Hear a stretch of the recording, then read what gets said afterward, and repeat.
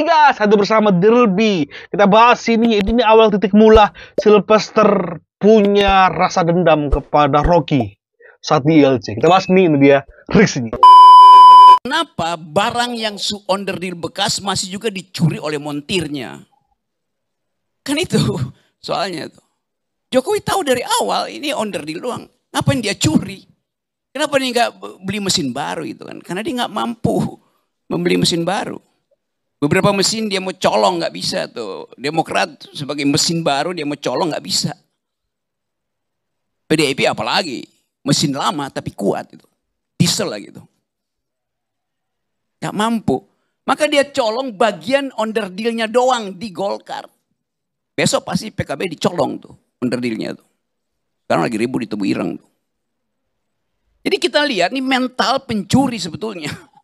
Nyolong barang, bahkan barang bekas dicuri tuh. Nah kita bayangkan misalnya. Terus si pencuri itu mau ngapain tuh? Apa yang dia takutkan dengan mesin itu? Bukan mesin itu pendukung dia. Jadi dia takut sendiri pada onderdil dia sendiri itu. PDIP tadinya onderdil dia takut. Karena itu dia mau curi itu, dia mau rampas itu. Golkar onderdil dia mau batalkan. Satu-satunya keterangan adalah ada permainan di belakang layar tuh. Golkar memperlihatkan layar depan itu. Tampilan depan ya kami baik segala macam udah diterangkan di situ. Tapi di belakang layar itu saya bisa bayangkan Erlangga keluarga malam-malam itu paling tangis-tangisan di situ. Semua senyum yang ada di situ seperti dipalsukan di depan layar. Di dalam tradisi Yunani, belakang layar itu disebut opsin. Di belakang sin layar, opsin. Dari kata opsin itu datang kata obscenity. Artinya kemaksiatan. Keburukan, kebangsatan. Perselingkuhan. Di belakang layar semua itu.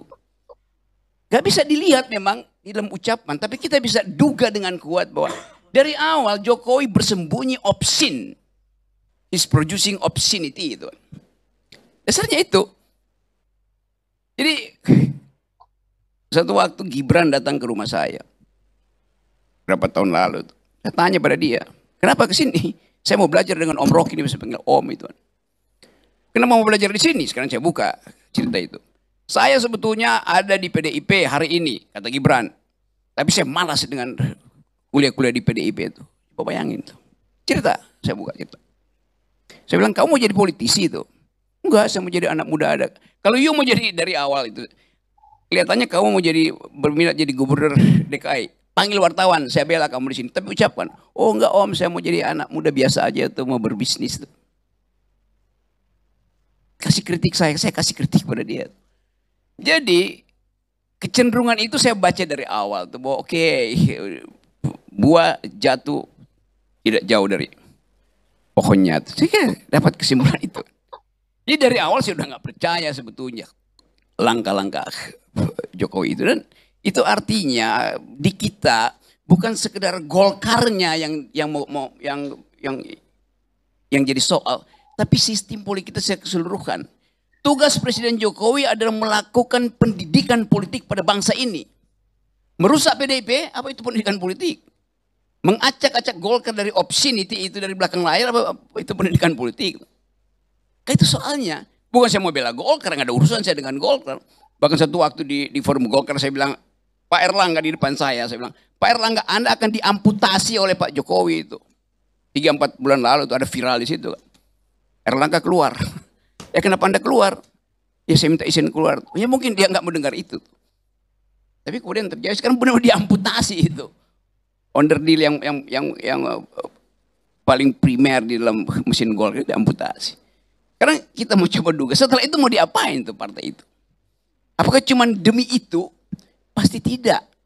Karena algoritma kekuasaan Jokowi ada sampai 2029, sampai 2000 segala macam itu, bahkan mungkin sampai 2045.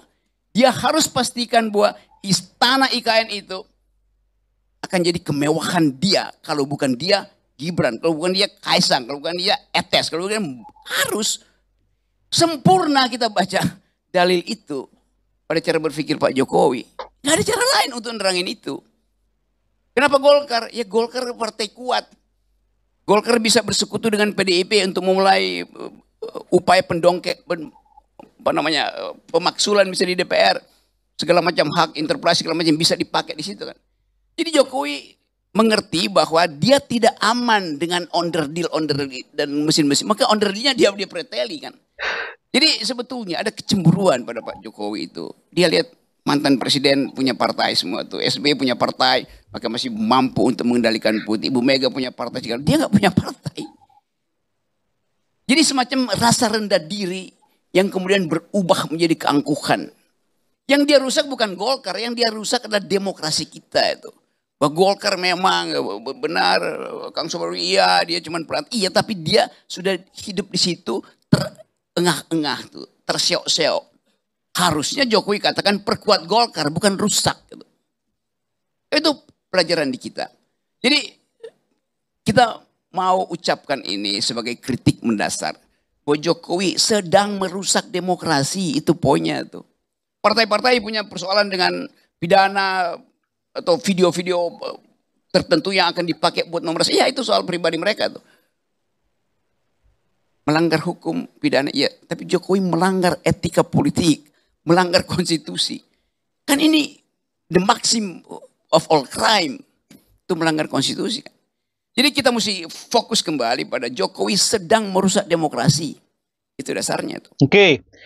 Jokowi sedang merusak demokrasi, bahkan konstitusi katanya. Sebenarnya untuk ukuran Rocky, kalau memang pasti Jokowi merusak konstitusi, bisa dimakzulkan kok. Tapi sampai detik ini dia nggak bisa punya kemampuan untuk memakzulkan Jokowi. Kalau benar Jokowi perusak konstitusi, perusak demokrasi. Baru yang kedua, dari sepanjang 6 menit dia bercerita, ini adalah orang yang sama yang mengatakan hubungan Jokowi dan Prabowo sedang hancur, sedang rusak. Ya, ini orang yang sama yang ngomong itu dengan segala teori-teorinya. Sementara teori yang lain itu terbantahkan oleh Prabowo sendiri yang mengatakan siapapun yang menyakiti Jokowi akan berhadapan dengan Gerindra. Karena Gerindra di belakang Jokowi.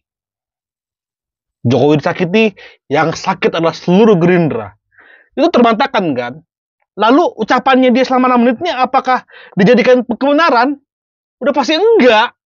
Tetapi penjilat Rocky ya pasti akan memuji dia. Sama halnya ketika Rocky sholat Jumat berkhotbah padahal dia ateis.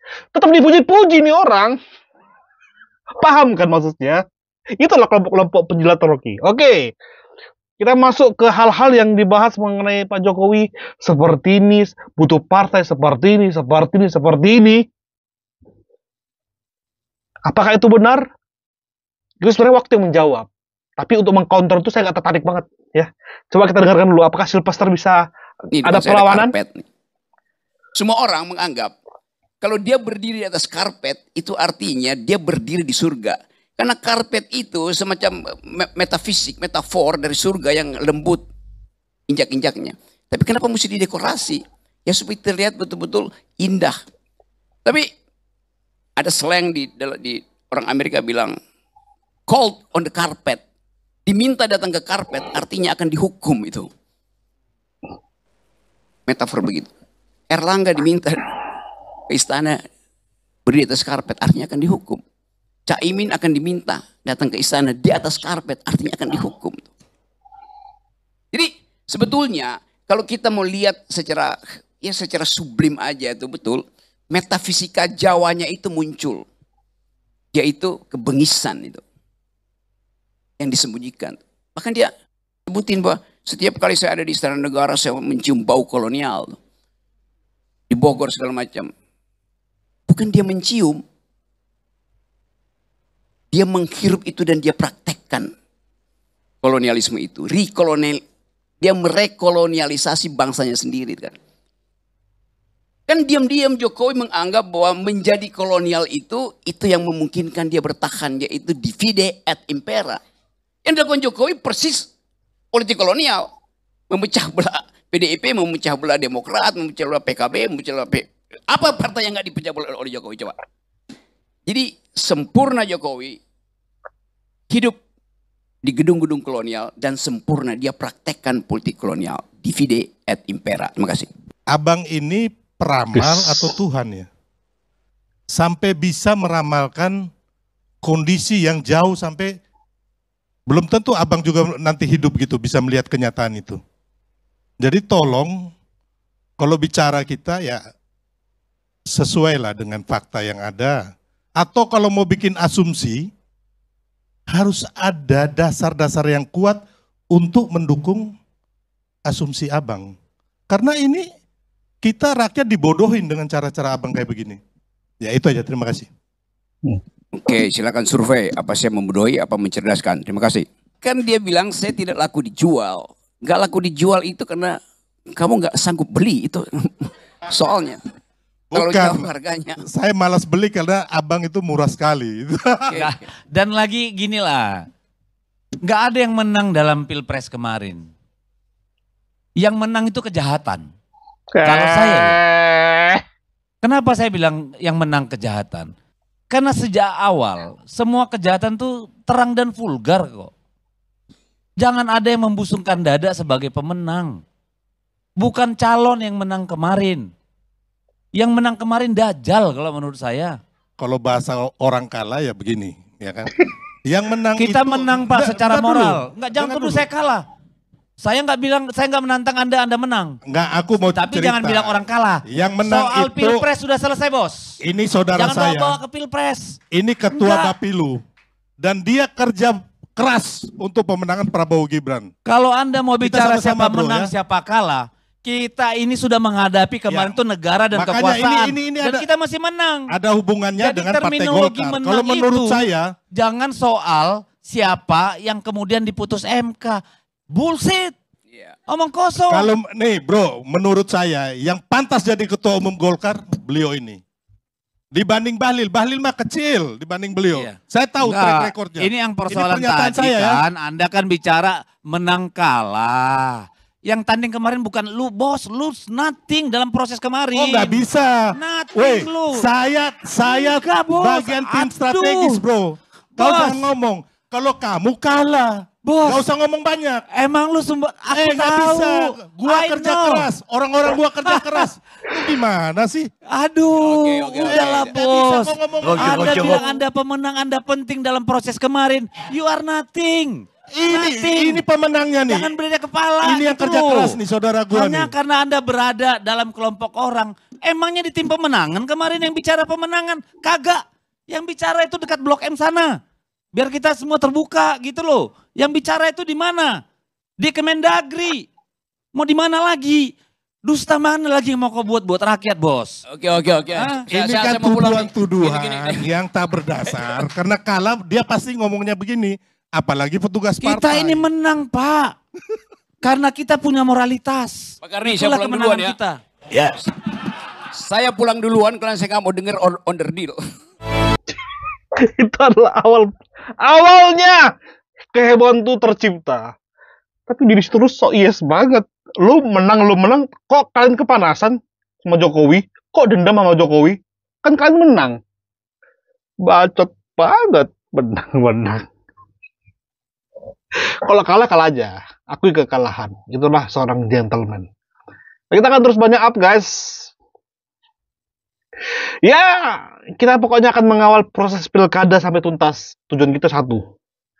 Tenggelamkan PDI dan semua calon-calonnya. Kita fokus untuk memenangkan siapapun lawan PDI. Channel ini The Derby. Thank you. Bye-bye.